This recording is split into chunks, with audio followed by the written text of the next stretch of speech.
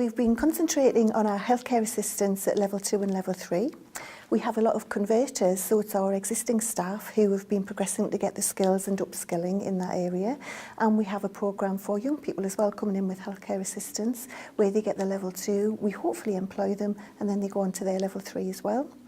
We also run business admin and customer service, level 2, 3 and 4.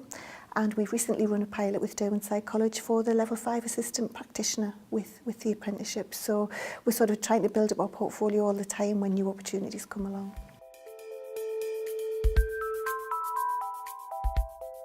It's certainly cost effective. I mean, everybody's watching the budgets these days in the public sector, but it was quite valuable for us to get somebody in for a short period of time, see how they work, see if they fit into the team, and let them see if that's what they wanted to do. I didn't think college was for me. I'd prefer to be a lot more hands-on, and I think if I did go to college and did all of the written work there, that I wouldn't want to do what I'm doing now. We have a shortage of nurses, simple as that, and we have that in the North East region. So what we like to do is to start and grow our own.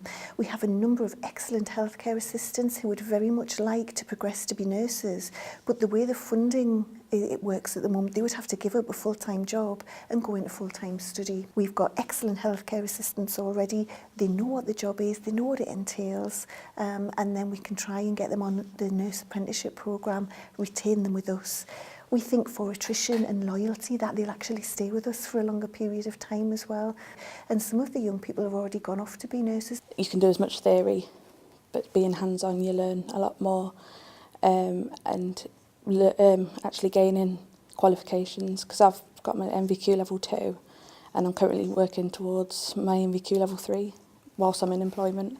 I could envisage if you employed them as a healthcare assistant, they could go on in the future, if they've got the qualifications, to go and access the foundation degree, which would then enable them to go and access a shortened version of the nurse training through a university, and then hopefully progress on and be our staff for 30 years to come.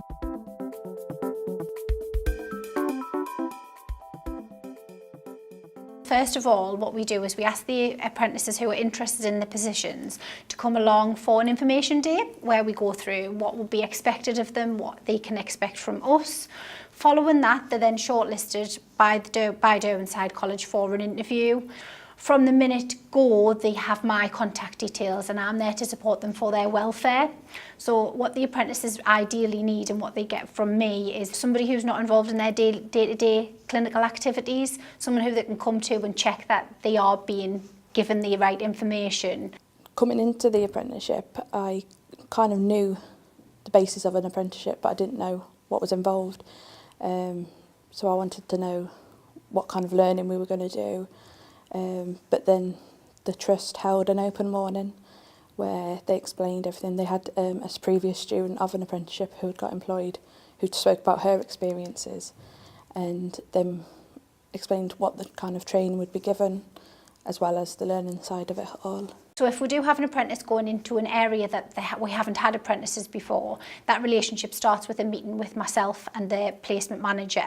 We'll go and we'll chat through what can be expected of the apprentices, the training the apprentices will have during their 6-month rotations, what we expect the department to provide them with support, and also the legal requirements, things like working regulations. So they need to know how many hours the apprentices can work, and obviously that'll differentiate between the age of the apprentices, what breaks they have, what days they can work, what days they can't work, and all of that information as well. The benefits of working with Durham College have been amazing. Apart from working with them on programmes and getting the specialist knowledge, if we need any support or help, Durham College are there straight away. So for example, they advertise all of our vacancies for young people. They help us to shortlist, and they help us to get the right young people coming on the programme. The college lecturers deliver the programme to our students, and again we've worked together. They mainly come here onto our site, so they're prepared to travel, which means our apprentices are more comfortable on our site. Been keeping an eye on for quite some time the kinds of apprenticeships that are coming up that may be suitable to the trust. And when you look within a trust our size, there's things for catering, hospitality, there's business admin, there's management, there's the speciality areas as well in all the clinical areas. So there are a phenomenal number of opportunities available. So I've pulled together a matrix of things that I believe will be useful within our trust. I know at which level they all are, so some of them are already here and up and running, others are just at expression of interest stage. So I've got this document, and when I go out to different departments, I can inform them of what's coming up as well as what's already here, so we can plan sort of short, medium and long term for this coming up.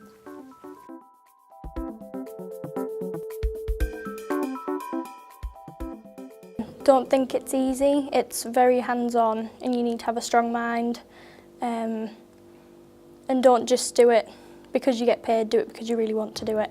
And just, you have to have that sort of mindset that you're going to go in and do your job properly and not just sit around. The job's quite underestimated for what it is.